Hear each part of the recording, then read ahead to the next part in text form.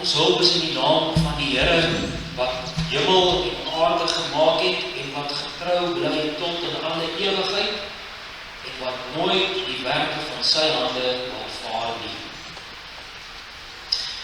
Ontvang nou die Here se groet, seën waar hy ons die groet en ontvang in sy erediens. Genade, barmhartigheid en vrede van God ons Vader en die Here Jesus Christus en die kragvolle werk van die Heilige Gees. Amen. Ons loof die Here en ons sing ons Psalm 147 soos wat dit gepas is, waar die Here ons hier ontvang en ons groet en sy erediens kan ons hom net loof. Psalm 147, ons sing daar van vers 1 en 2. En vers 1 gaan ons sing, die Here wil Israel versamel. Vanuit die Nuwe Testament sê die Here wil sy kerk versamel. Dis nie meer Israel, die volk Israel nie, maar dis die Here se kerk oor alle volke, nasies en tale. En dit gaan ook eersdaags gebeur met die wederkoms, waar ons gaan verenig word met ons Here, waar ons Here ons gaan versamel. En hier sien en beleef ons het al reeds vanoggend. Ons gaan ook hier by vir ons volk van die Here. Psalm 147 van die prediking, 147, 1 en 2. En daarna gaan ons geloof saam beleef.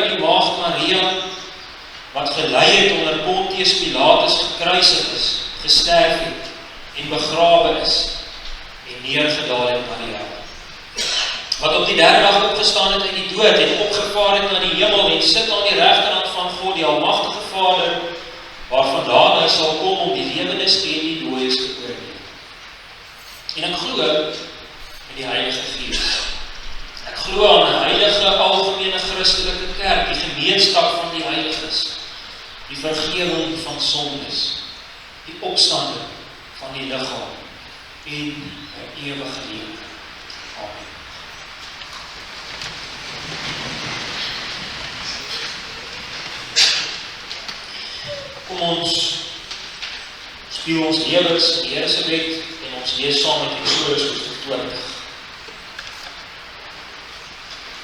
Maar die Here ook homself hier openbaar aan ons.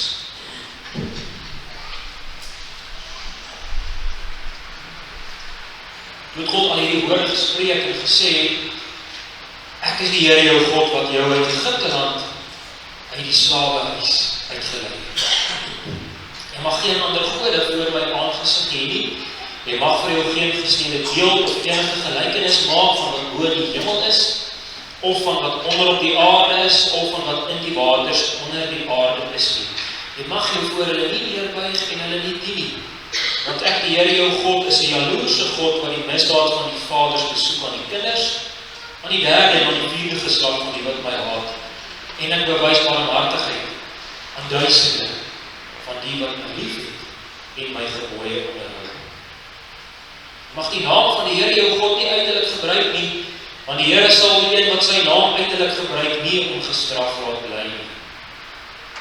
Gedenk die Saterdag, want jy dit heilig. 6 dae moet jy arbeid en al jou werk doen, maar die 7de dag is die Sabbat van die Here jou God. Dan mag jy geen werk nie, jy of jou seun of jou dogter of jou diensknegt of jou diensmaagd of jou vee of jou vreemdeling wat in jou poorte is nie. Want in 6 dae het die Here die hemel en die aarde gemaak, die see en alles wat daarin is, en op die 7de dag het hy gerus. Daarom het die Here die Sabbatdag geseën en dit geheilig. Die Here jou vader en jou moeder, dat jou daar verlet mag word in die land wat die Here jou God aan jou gee. Jy mag nie doodslaan nie. Jy mag nie egbreek nie. Jy mag nie steel nie. Jy mag geen valse getuienis in jou naaste spreek.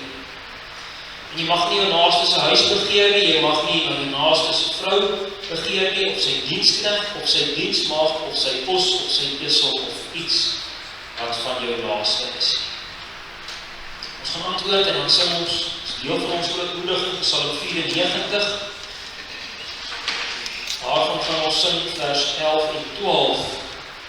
In vers 11, en ons sing van die onheilstigter wat teen die Here se heilige wette in met moeite en onreg wil versin. Dit gaan ons sing in vers 11, onheilstigter. En dan wonderlik vers 12, maar God die Here is hoog en heilig. 94, 11 en 12, en daar gaan ons saam met.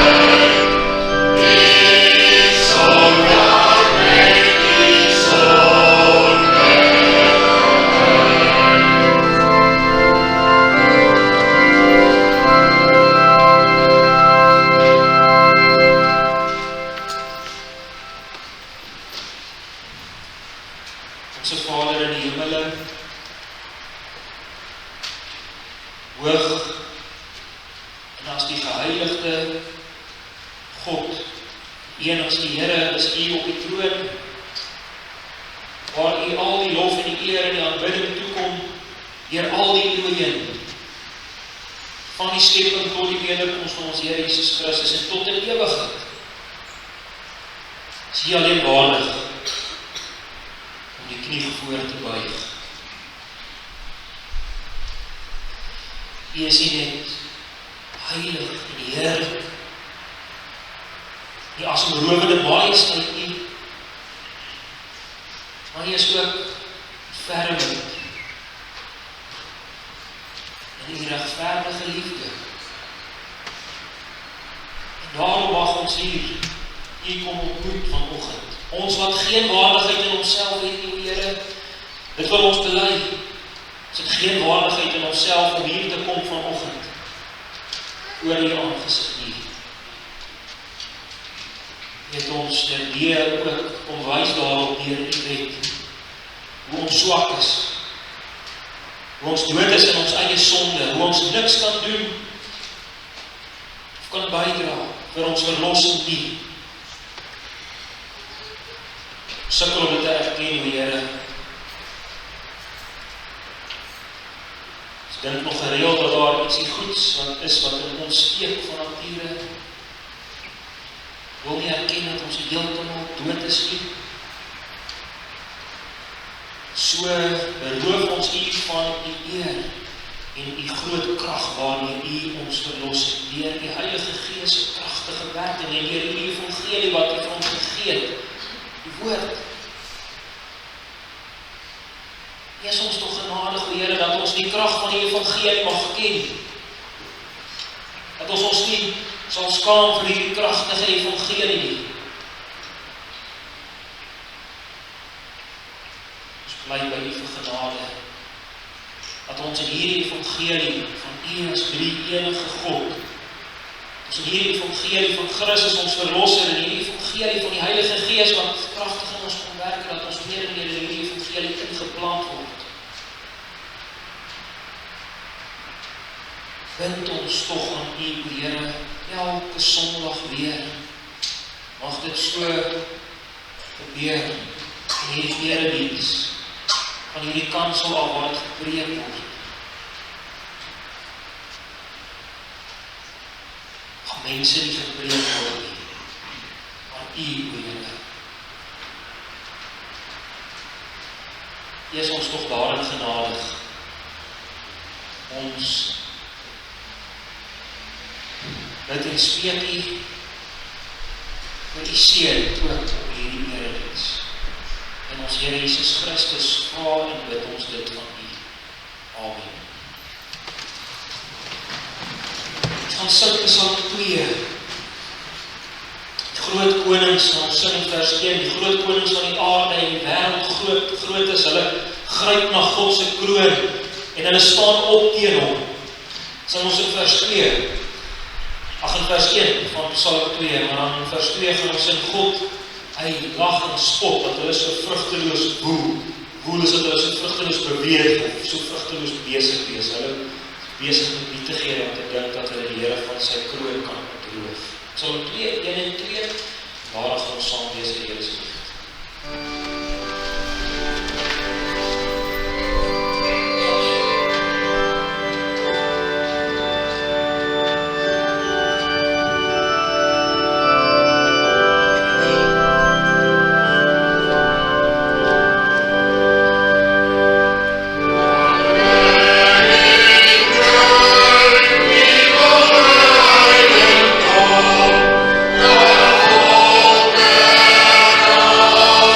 Yeah.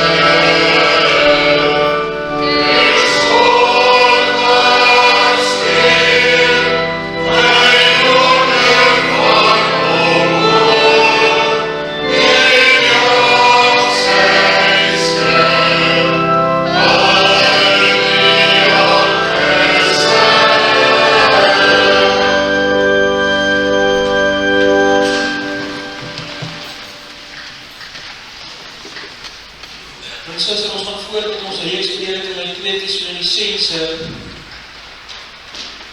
En ons is vandag by 'n gedeelte in die Bybel wat moeilik is. Maar is miskien meer vrae as antwoorde uit hierdie gedeelte. Mag die Here ons toch genadig wees om toch hierdie ook getroos en geleer te word uit hierdie deel van sy woord. Ons gaan lees 2 Tessalonisense 2 en dan gaan ons ook enkele verse uit Daniël 11 en Matteus 24 lees.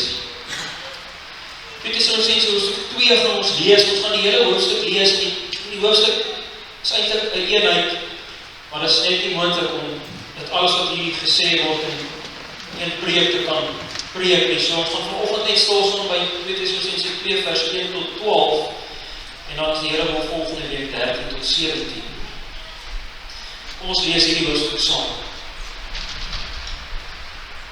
Ons vra julle broeders met die oog op die wederkoms van ons Here Jesus Christus en ons vereniging met hom, om nie gou julle verstand te verloor of verskrik te word nie, deur gees of deur woord of deur brief wat van ons afkomstig sou wees, asof die dag van Christus al daar is.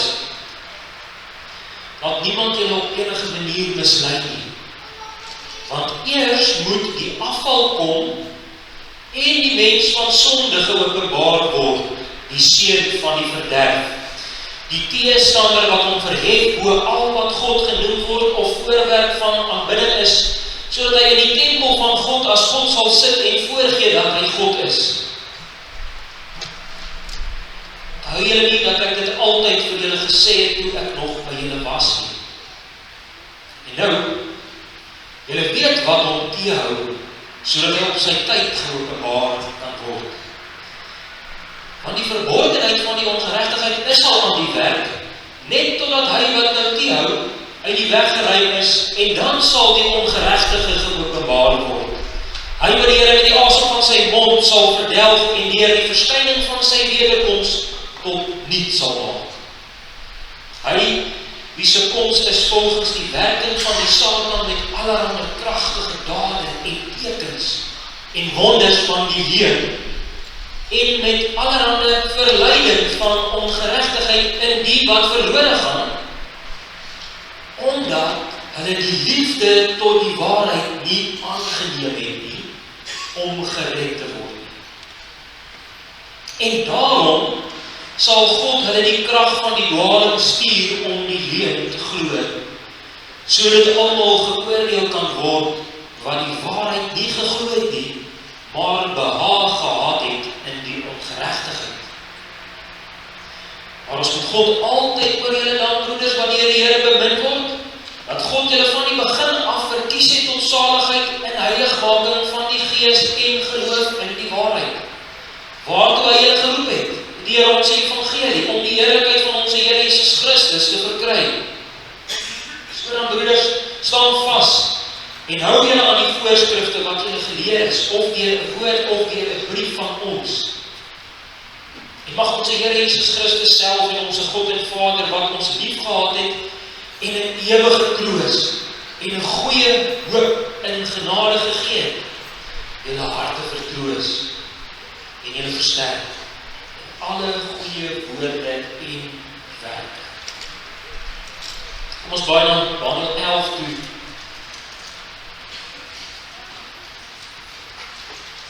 En dan lees ons net daar enkele verse, kan ook hoor hoe dit gaan aansluit by die gedeelte wat ons nou gelees het. Ek gaan nie weer in die prediking hier na terugverwys nie, maar dit is toch eintlik waar profesie van 2 Tessalonisense 2 eintlik alreeds begin, alreeds in die Ou Testament. Daniël 11, ons lees saam van vers 29. Ons lees hier van die koning van die noorde. Konteks is hier 'n bietjie belangrik om mooi te kan verstaan, maar dit gaan oor die koning van die noorde hier, en dan lees ons van hom in vers 29, Daniël 11:29, op die vastgestelde tyd sal hy terugkeer en in die suide kom, maar dit sal die laaste keer nie wees soos die eerste keer nie, want skepe van die Kitiërs sal teen hom kom, en hy sal moedeloos word, Dan sal hy teruggaan en sy toorn openbaar teen die heilige verbond en optree. En hy sal teruggaan en ag gee op die wat die heilige verbond versaak het. En deur hom sal leers op die been gebring word en die heiligdom die vesting ontheilig en hulle sal die voortdurende offer afskaf en die ontsettende gruwel opstel. Die wat goddeloos handel teen die verbond sal hy met vleiery afvallig maak. Belangrik dat hy sal afvallig maak, waar die volk wat hulle God ken sal vashou en optree. En die verstandiges onder die volk sal baie tot insig bring, maar hulle sal struikel deur swaard en vlam, deur gevangenskap en berowing daarlang. Terwyl hulle struikel, sal hulle met 'n klein hulp ondersteun word, dan sal baie uitlustigheid by hulle aansluit. En van die verstandiges sal sommige struikel, om onder hulle loutering en reiniging en suiwering aan te bring tot die tyd van die einde, want dit sal nog duur tot op die vasgestelde tyd. En die koning sal doen net wat hy wil en homself verhef en hom groot hou bo enige god, al hierdie vers 36, en die koning sal doen net wat hy wil en homself verhef en hom groot hou bo enige god en teen die god van die gode sal hy wonderbaarlike dinge spreek en hy sal verspoedig wees totdat die grimmigheid ten einde is, want wat vasbesluit is sal uitgevoer word. En op die gode van sy vader sal hy nie ag slaan nie en op die liefling van die vroue en op enige god sal hy geen ag gee nie, want hy sal homself bo alles groot hou. En in plaas daarvan sal hy die God van die vestings vereer en die God wat sy vaders nie geken het nie, sal hy met goud en silwer en edelgesteente en kosbaarhede vereer. So sal hy dan optree teen die versterkte vestings met behulp van 'n vreemde God. Diegene wat hy erken, sal hy baie eer en hy oor baie laat heers en grond as beloning uitdeel. En dan blaas ons ook tot sover en dan blaas ons na Matteus 24 toe.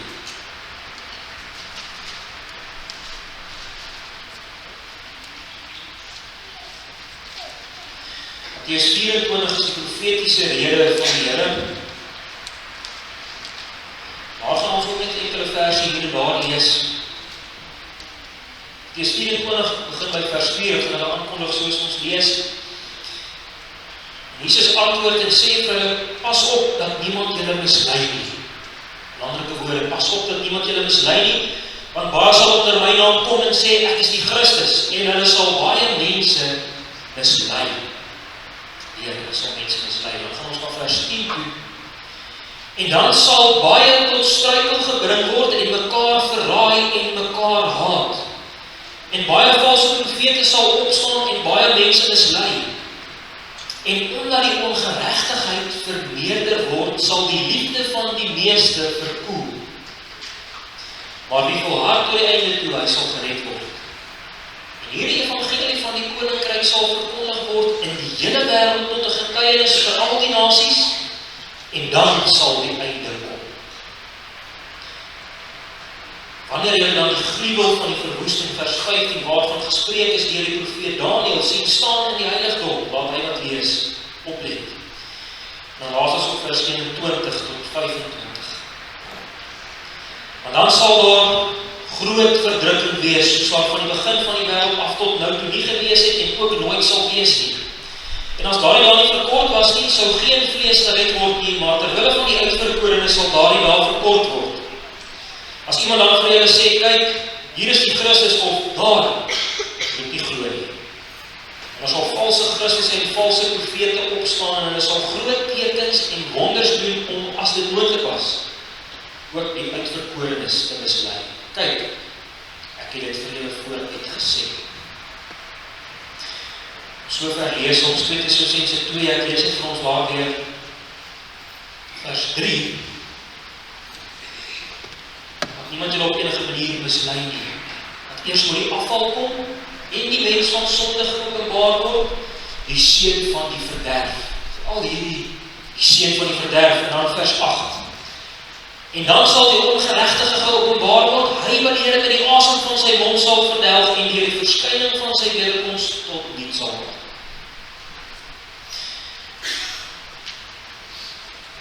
As Jesus Christus, broer en suster, gaan terugkom, sy wederkoms op hande, En dit gaan gepaard gaan met groot heerlikheid. Waarby het ons veral stilgestaan in hoofstuk 1. Sy heiliges, sy kinders, hulle gaan hom verheerlik in hulle self en hulle gaan hom bewonder. Hoofstuk 1 van 2 Tessalonisense. Ons Here Jesus Christus se wederkoms het ons ook gesê, gaan vir sy kinders nie 'n mooi vertoning wees waarna hulle net gaan kyk nie. Dit gaan verseker gepaard gaan met magtige engele wat kom in vuur en vlam en daar gaan groot tekens en wonders wees en basuin geklank en grootheid wat ons daarvan ook nog lees elders in die Here se woord. Maar wat van die kerk? Wat van die gelowiges? Gaan die gelowiges net na hierdie vertoning wat gebeur, gaan hulle maar net na hierdie vertoning kyk? En daar word 'n belangrike woord gebruik in vers 1, 2 Tessalonisense 2 vers 1. Daar staan, ons gaan met hom verenig word. Dan oor as die Here Jesus Christus terugkom, gaan ons met hom verenig word. Nou die 84 vertaal dit met ons gaan met hom herenig word. Of die 2020 vertaling sê, ons gaan hom ontmoet, ons ontmoeting met hom. Ons gaan met die Here verenig word. Wat 'n dag om hier na uit te sien. Ons gaan met die Here Jesus Christus verenig word. Dis die wederkoms. Belangrik, hier is geen sprake van 'n wegraaking van die kerk voor die tyd nie. Onlangs nog was dit groot nuusgebeure oor wegrakings wat voorspel is, maar hier is geen sprake van 'n wegraaking van die kerk voor die tyd nie. En dan later kom die Here Jesus Christus weer terug, nie soos wat daar voorspel is nie. Daar gaan een wederkoms wees, en dan gaan ons met die Here Jesus Christus verenig word. Hier is baie duidelik in die eerste vers. Nou broers en susters, is daar iets baie besonders van hierdie woord vereniging. En die presiese woord wat hier gebruik word net nog een keer elders in die Bybel gebruik, en dit is in Hebreërs 10 vers 25. En daar gaan dit oor, laat ons onderlinge byeenkoms nie versuim nie. Dis die wat ons hier vanoggend het. Dis ons onderlinge byeenkoms, ons eredienste, ons vereniging, ons ontmoeting. Daar staan ons moet dit nie versuim nie. Met ander woorde, wat besef ons dus? Ons besef ons vereniging hier met mekaar vanoggend, hier in die erediens, dit is 'n vorentoe wys, dit is 'n heenwysing na die wederkoms van ons Here Jesus Christus, waar ons met hom verenig gaan word. Ons ontmoeting hier vanoggend met die Here en met mekaar, dit wys heen na die heerlike ontmoeting wat daar gaan gebeur as ons Here Jesus Christus terugkom. Broers en susters, hierdie twee kan nie van mekaar geskei word nie. Ons ontmoeting met die Here tydens die wederkoms van Christus, ons ontmoeting met hom, dit gaan hand aan hand met die erediens elke Sondag waar ons mekaar ontmoet en veral die Here ontmoet hier in sy erediens. Kan nie van mekaar geskei word nie. Iemand kan nie verlang na die wederkoms om met Christus verenig te word, maar verlang nie om die erediens te wees op Sondag. Dit gaan nie, kan nie. Kerkwees en erediens gaan hand in hand, en dit is ook 'n uitroep vir die wêreld dat Christus gaan kom om sy kerk te vergader, om ons te verenig met homself.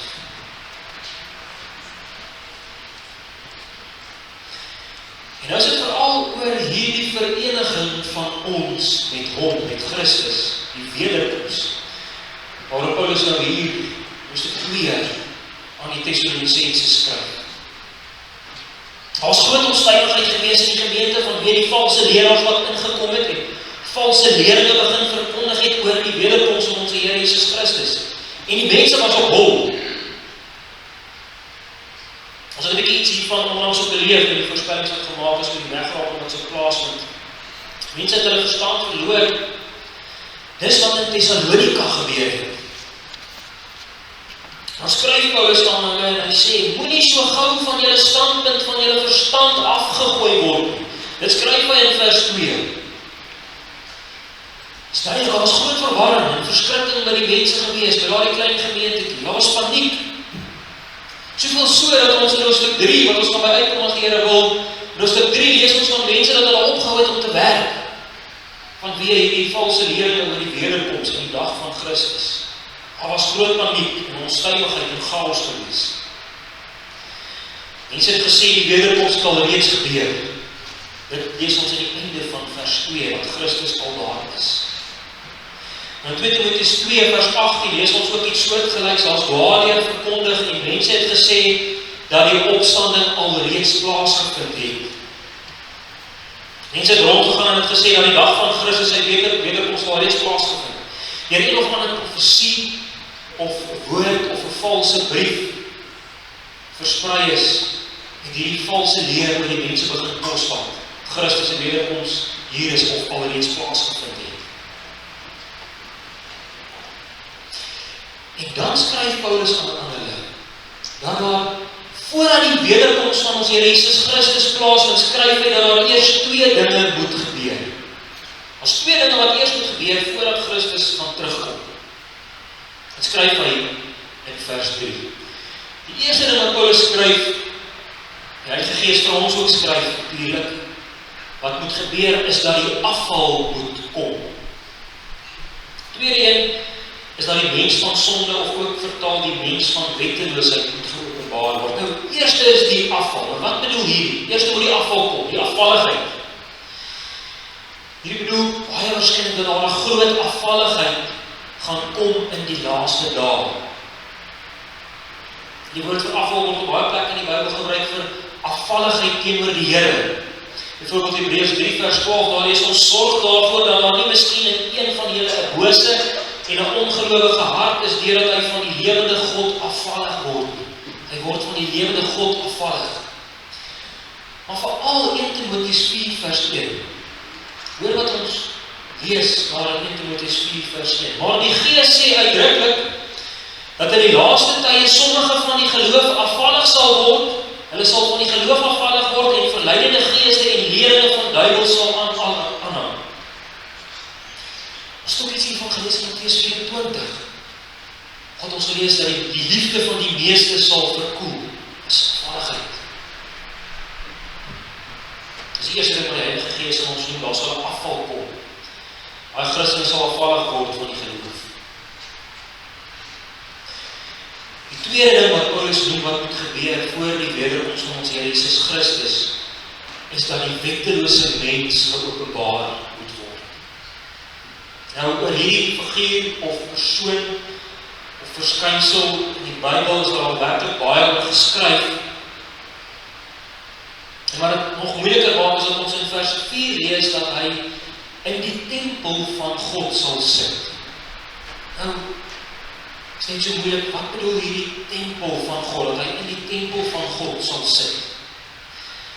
As baie verklarings hiervoor, is dit 'n werklike tempel? Sommige mense sê, is 'n werklike gebou wat ergens gebou moet word. Anders sê jy, is net 'n figuurlike manier van skryf, is dit? Verwys jy na die aanbidding van God, want dit is wat gebeur in die tempel, God word aanbid.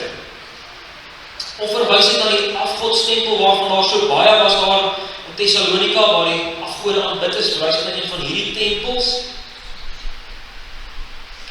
Maar ons nog een ander verklaring vir hierdie tempel van God, en dis ook die verklaring waarna toe ek persoonlik meer na toe neig. Dit is dat die tempel van God verwys na die kerk. Paulus gebruik nergens die woord tempel om te verwys na 'n fisiese tempel. Nergens in Paulus se briewe lees ons van dat hy daarvan verwys as 'n fisiese gebou. En God se tempel of die tempel van God kom nog 9 keer elders in die Bybel voor, en elke keer van daai 9 keer verwys hy of na Christus of na die kerk. Soos ons hierdie tempel van God vergelyk met die afval, of laastens ook nog as ons hierdie tempel van God vergelyk met die afval, dan lyk dit tog ook asof dit moet verwys na die kerk, want die afvalligheid gaan kom uit die kerk uit. Dit gaan 'n afvalligheid wees wat vanaf God afvallig sal wees. Nou, dit maak tog dan net sin dat die tempel van God ook dan verwys na die kerk. Broer en suster, hierdie is dan baie groot. Maar die grootste gevaar van die binne die kerk. Hierdie teestander, hierdie wettelose mens sal in die kerk sit en dan bid word, voorgee dat hy God is. Die grootste gevaar van die kerk is in die kerk. Ons gaan nou nog 'n gedeelte vir vers lees, 2 verse lees uit Johannes, en daar gaan ons nie dieselfde gelees. Die grootste gevaar van die kerk is in die kerk, nie buite die kerk nie. Die grootste gevaar is nie die heidene buite die kerk nie. Die grootste gevaar van die kerk is in die kerk.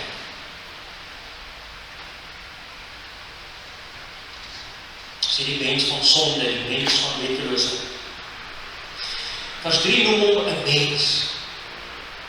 Hierdie mens van sonde of hierdie mens van wetteloosheid is 'n persoon. Net soos wat ek en jy 'n mens is, so gaan dit ook 'n mens wees. So lyk dit asof dit hier staan. En hier staan ook baie duidelik in vers 3, hy moet nog bekend gemaak word. En die wederkoms van ons Here Jesus Christus sal nie plaasvind voordat hy bekend gemaak is nie, voordat hy geopenbaar is nie.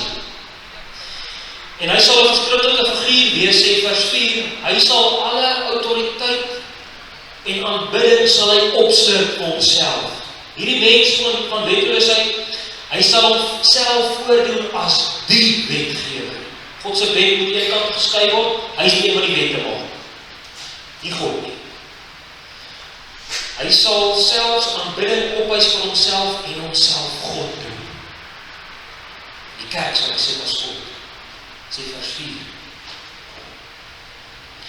Die broers en susters, misleiding sal groot wees. Paulus skryf hierdie sodat die gemeentetjie daarso met groot oë hierdie moet lees en met groot besorgdheid hierdie moet lees. Hierdie was nie iets kleins gewees nie. Paulus sê in vers 5 dat hy hieroor gereeld, hy altyd as hy daar by hulle was, het hy met hulle hieroor gepraat. Dit is nie iets wat hy net so nauweliks aangeraak het nie. Vers 5 sê hy het gereeld, altyd het met hulle daaroor gepraat. Hulle moes elke oomblik van die dag en die nag moes hulle paraat gewees het.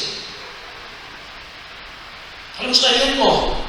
En hulle moes hulle self herinner aan die waarheid, aan die redinge wat Paulus vir hulle gebring het. Dit het ons ook gelees.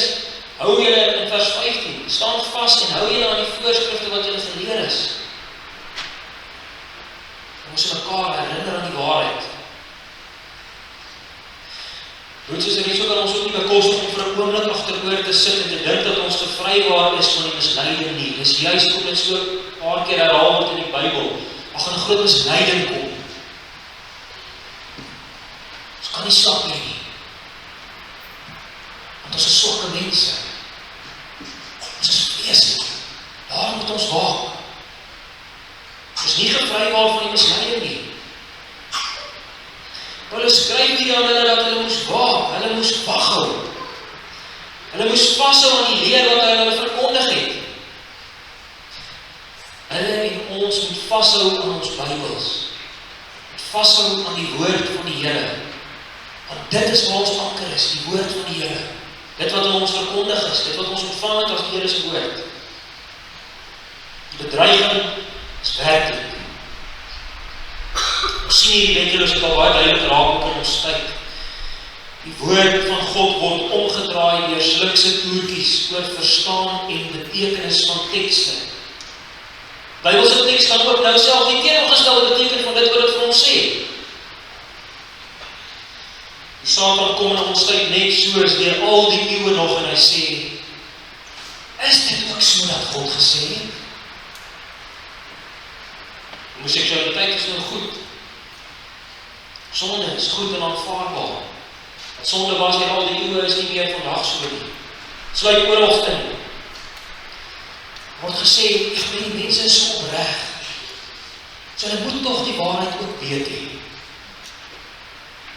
Hulle opregtheid en hulle ywer word nou geplaas bo die waarheid van die skrif. Dis ook iets waarop ons baie moet oplet, broer en suster. Iemand kan baie opreg oorkom en hy kan regtig 'n groot ywer hê.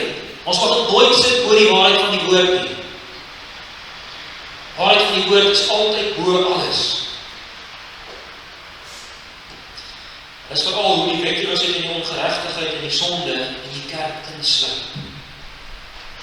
En dit is so reg.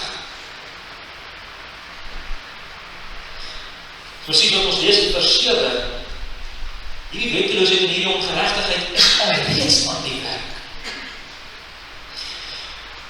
So dit is asof daar 'n mens van wetteloosheid, van sonde gaan kom, maar ons sien sy werking ook nou al reeds raak, en hy sal reeds aan die werk. Nou, ons lees byna dieselfde in 1 Johannes 2 vers 18, waar lees ons kinders, dit is die laaste uur. En soos julle gehoor het dat die antichrist kom, bestaan daar ook nou baie antichriste, waaruit ons weet dat dit die laaste uur is. Hulle het van ons uitgegaan. Grypende woorde. Hulle het van ons uitgegaan. Skryf Johannes. Maar hulle was nie van ons.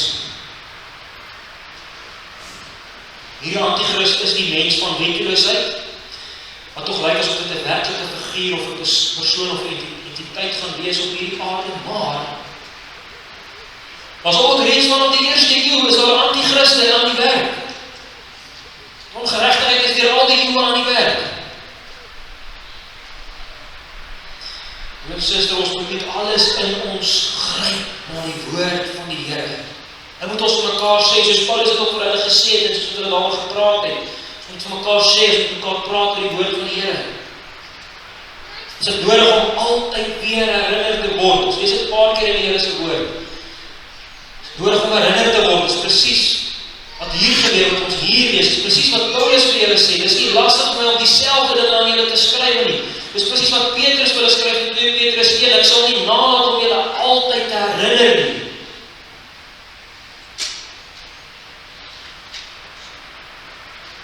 Evangelie moet ons elke keer weer hoor. So gee dit wat.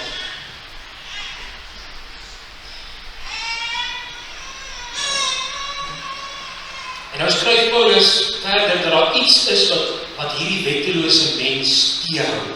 Daar's iets wat hom weerhou, daar's iets wat hierdie wettelose mens terughou. Nou dis vers 6 en 7, 2 keer selfs skryf hy dit. Eerste keer is dit 'n neutrale woord, 'n dit. Tweede keer as hy dit skryf is dit 'n hy. Met ander woorde, dit is asof dit 'n persoon is, 'n iemand. Hy. Nou ook hieroor is daar al so baie geskryf. Daar's minstens 7 voorstelle van wat of wie is hierdie iets of hierdie iemand wat terughou, wat hierdie wettelose mens terughou. Nou, seker ons kan nie alles noem vanoggend nie. Een van hulle wat genoem word is, dat mense sê, dis die kerk wat teerhou.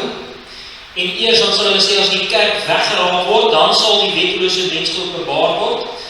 Nou, is dit so dat as 'n mens met hierdie gedagte na die teks van die Here toe kom, dat daar 'n wegraping gaan wees, dan lyk dit nogal baie aanloklik, asof dit juist is wat hier staan. Maar die groot antwoord hierop gaan al net terug na vers 1 toe, wat ons al reeds genoem het. As Christus gaan terugkom, dan gaan hy en sy kerk verenig word. En dan is dit die einde van hierdie periode, van hierdie wêreld wat ons het nou ken. Gaan nie wegraping wees. Christus gaan terugkom, dan gaan ons met hom verenig word, en dan is dit die einde. So nou is die vraag, wie of wat is nou hierdie dit of hierdie hy wat terughou, wat weerhou? Nou ons nog 2 ander verklarings hier wat baie moontlik is. Die eerste een hiervan is dat dit die owerheid is wat terughou. Die owerheid wat God ingestel het, wat ons lees in Romeine 13. Die owerheid wat wet en orde handhaaf. Dit is ook moontlik dat dit kan wees, maak ook baie sin. Eers as die owerheid hulle rol in die weg geruim is, dan sal hierdie ongeregtigheid of hierdie wetteloosheid geopenbaar word. Die figuur. Maar die ander verklaring wat na myns insiens weer eens, myns insiens, noem ek hierdie ander, want partykeer so naby aan mekaar. Die ander verklaring wat myns insiens die beste verklaring is van hierdie teks, is dat hy of dit wat te teerhou is die verkondiging van die evangelie. Dit is dit wat hierdie wettelose mens of mens van sonde gaan teerhou. En dan kan mens dit miskien 'n bietjie verder verfyn deur te sê dit gaan saam met gepaard met die werk van 'n engel. Nou kom ek dit sê, ons gaan nou lees vir ons 2 gedeeltes. Nou 2 gedeeltes sluit nou hierby aan. Die eerste is Matteus 24 wat ons ook gelees het. Wat ons gelees het, hierdie evangelie van die koninkryk sal verkondig word in die hele wêreld tot 'n getuienis vir al die nasies, en dan sal die einde kom. Hierby kan mens ook sê Openbaring 11 sit miskien baie nou hierby aan, oor Waar gaan dit oor die getuienis of die profesie, die verkondiging van die kerk? Maar hierby ook nog Openbaring 20, vers 1 tot 10, daar lees ons van 'n engel, en daarom sê ek ook, miskien kan mens iets ook van 'n engel hierby sit. Ons lees daar van 'n engel wat die Satan gebind het vir 1000 jaar lank.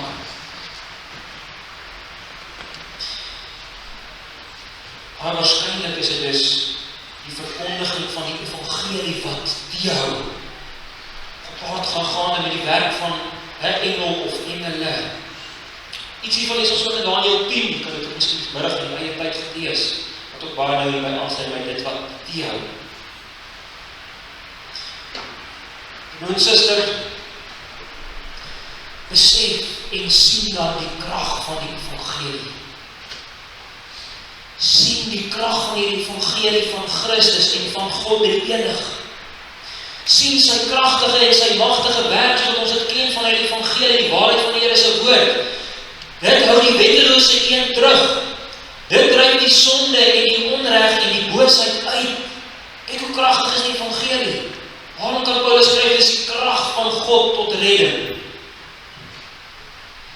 Evangelie is kragtig. Waarom kan dit nie anders as dat ons bemoei met hierdie evangelie elke dag nie, want die aanvalle kom elke dag, paar hordes van hulle kom elke dag. Die teksvers gaan nie genoeg wees, sodat ons kan staan en bly teen die aanvalle van die misleiding nie. Ons moet vol geprop word van hierdie woord. Die groot troos wat ons wel het, is dat God dit alles mooi vashou. Het is mooi dat ons dit ook lees in vers 6. Op sy tyd sal dit gebeur soos dit moet. God bepaal die tye, en hy hou die tye mooi vas, en op sy tyd sal alles gebeur soos wat dit moet.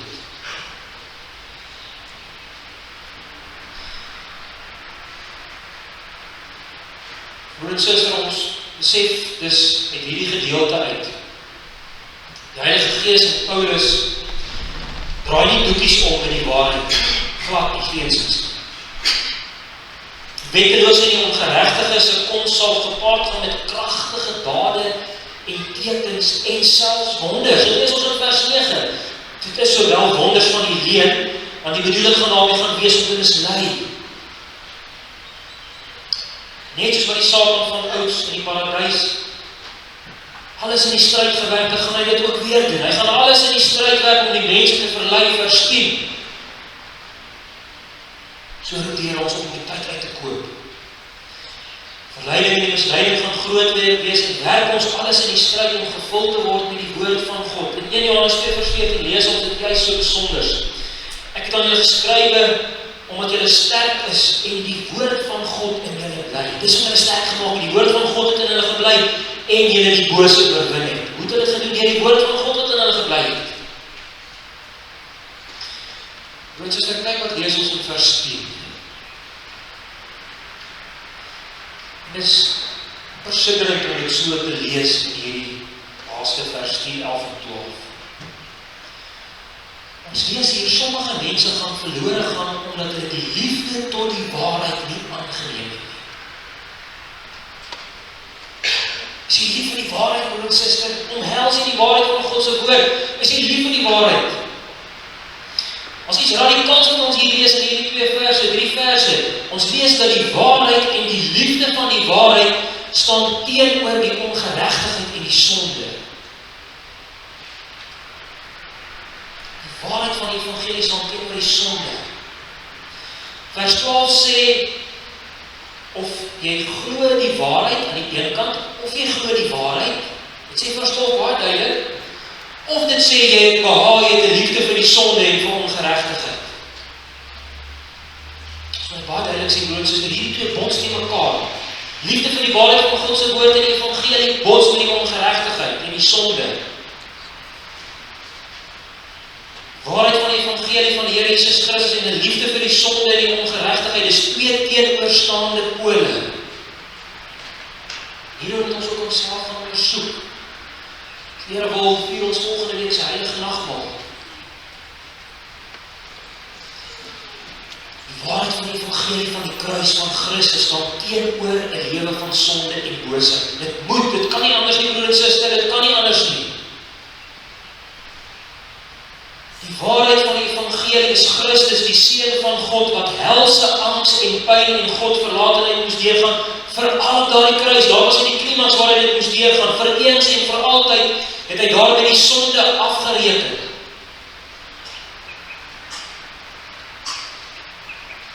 Dis die nagmaal. Waar het Christus met die sonde kom afreken? Dis wat die nagmaal vir ons wys.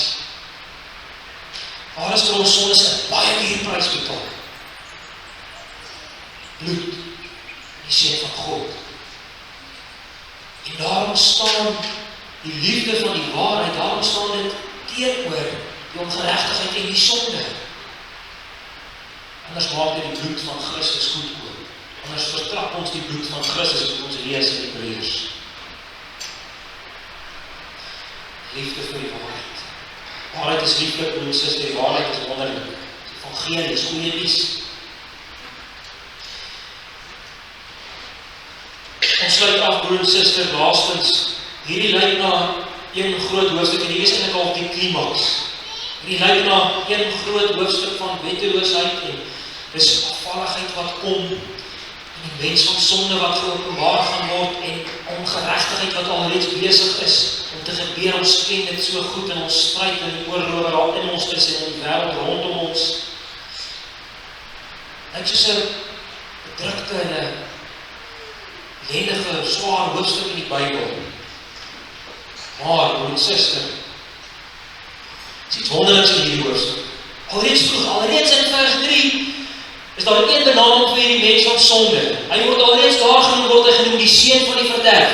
As hy genoem word in die hoofstuk, word hy genoem die seun van die verderf.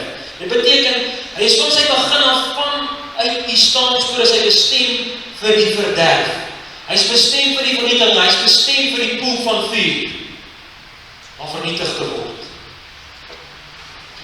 Vers 8 lees ons dat hierdie ongeregtigheid, die wetteloosheid, die mens van sonde geopenbaar word, en as ons dit lees, weer eens, as ons dit weer daar lees, dan volg direk daarna, volg dit dat hy die een is wat die Here met die asem van sy mond hom net gaan vertel. En dan die Here hom net met die verskyning van sy wederkoms gaan hy hom net tot diep maak. Is geen stryd nie. Gaan nie oorlog wees nie.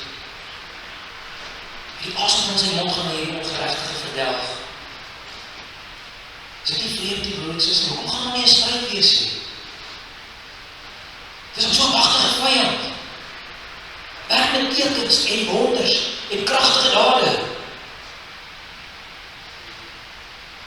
Gaan nie 'n stryd wees die broer en suster. Want die stryd is al reeds gestry op hierdie aarde.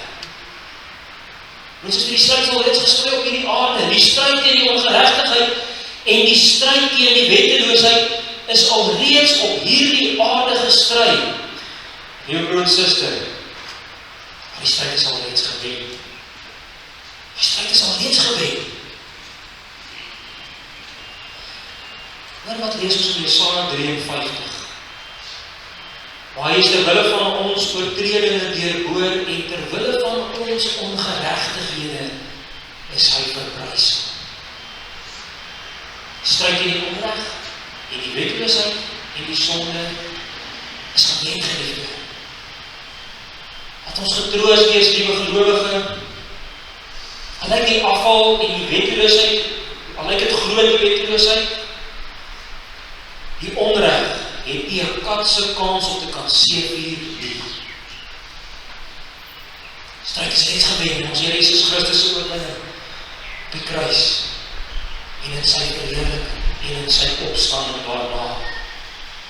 Die ongeregtigheid en die ongeregtige, die seën van die wetteloosheid of die mens van verderf of die mens van sonde, hy kan nie seëvier nie. Sy of hulle verdelging en verdoemenis is op ander. Want soos hierdie hoofstuk is nie in die Bybel om ons bang te maak nie. Die hoofstuk is geskryf sodat ons nie verskrik hoef te word nie. Dis waarmee dit begin, vers 1 en 2. Het is geskryf sodat ons nie verskrik hoef te word nie. Hier is geskryf sodat ons voorbereid kan wees en nie mislei word nie. Dis hoekom hierdie gedeelte in die Bybel is.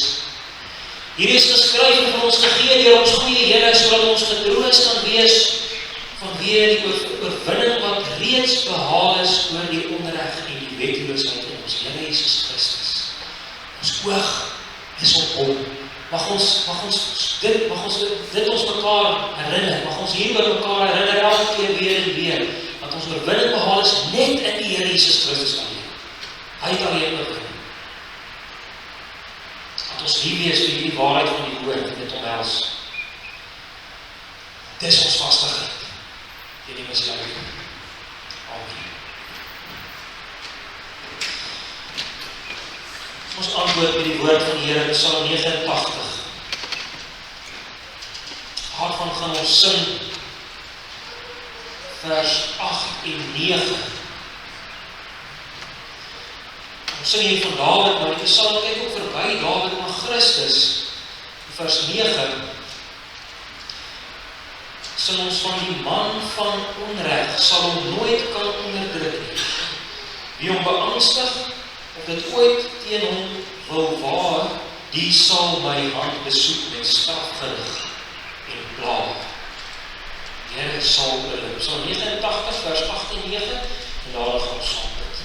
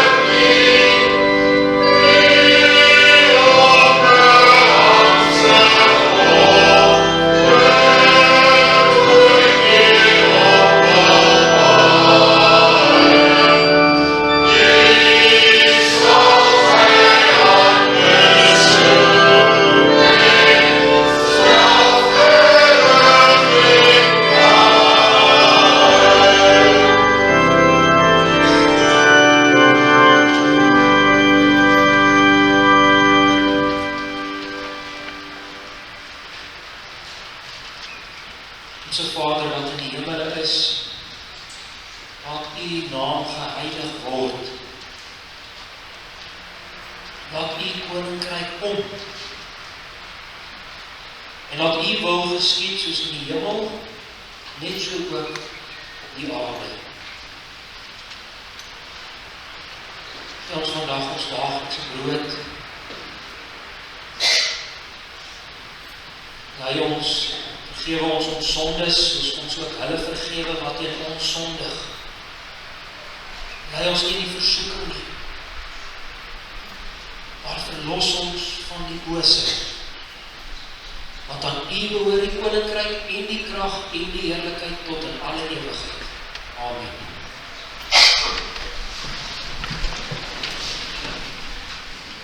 Kom ons sing saam Psalm 18, waarvan die tweede en die derde vers, en daarna stuur die Here ons weg met sy wegstuurseun.